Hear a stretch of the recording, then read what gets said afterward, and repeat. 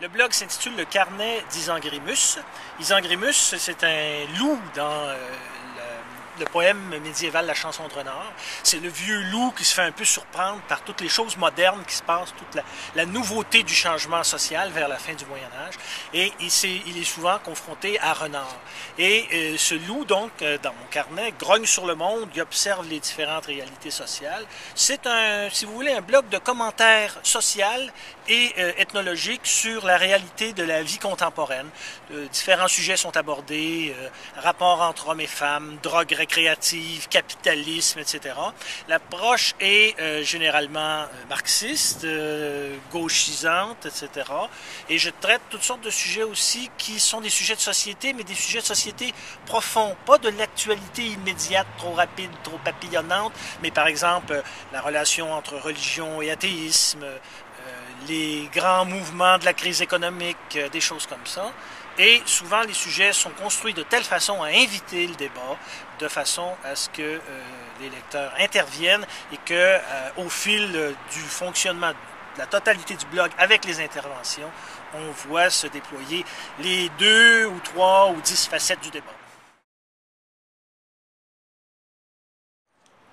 À cause de la nature du médium, c'est un médium qui est extrêmement intéressant de 4 points de vue, que je résume ici très brièvement. D'abord, pas d'éditeur, pas de directeur, pas de rédacteur en chef. Tu écris directement ton propos, tu peux formuler ce que tu veux dire tel que tu as envie de le dire.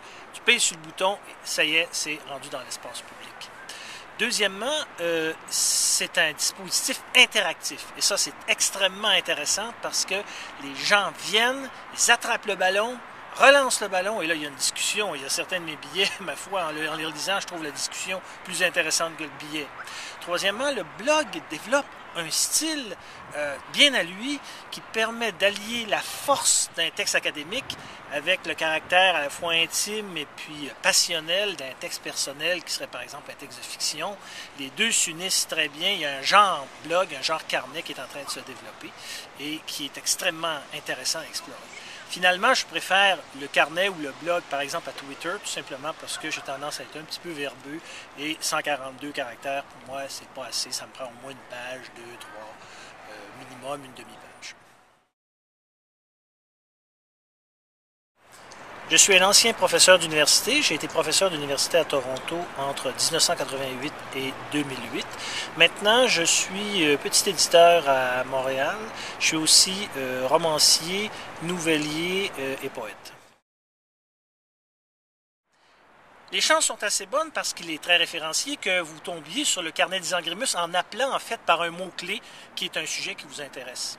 Mais si vous venez rendre visite au carnet d'Isengrimus par vous-même, choisissez les sujets qui vous passionnent et ce qui me ferait vraiment plaisir, intervenez. N'hésitez pas à intervenir, même si vous faites des fautes d'orthographe, on les corrige et c'est toujours un plaisir de vous lire et d'interagir avec vous dans la fermeté du débat, mais aussi dans le respect amical que peut apporter l'accès à ces nouvelles technologies remarquables.